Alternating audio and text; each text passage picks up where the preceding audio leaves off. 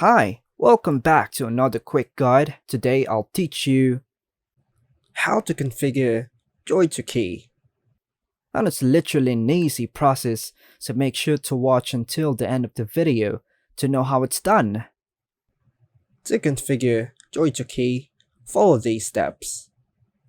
Firstly, open the JoyToKey application on your PC.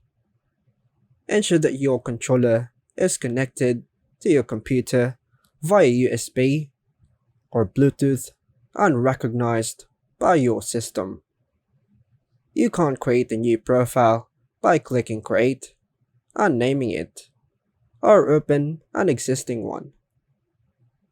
Profile store the button mappings for your controller.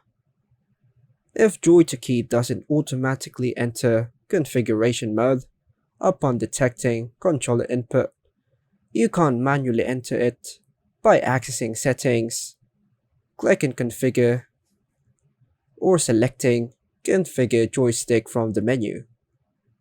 To calibrate the center of analog sticks, click Configure Game Controller and ensure the status is good before proceeding. In configuration mode, you'll see a graphical representation of your controller buttons. Assign keyboard or mouse inputs to each button or axis by clicking on them and pressing the corresponding key on your keyboard or clicking with your mouse. After mapping inputs, save your configuration by clicking Save. From the File menu, provide a descriptive name for your profile. Now, exit configuration mode and test your controller to ensure button mappings work correctly in your desired application or game. As you can see, I'm using my controller and I can move the joystick to the left. If mappings aren't working as intended, you can return configuration mode to make adjustments.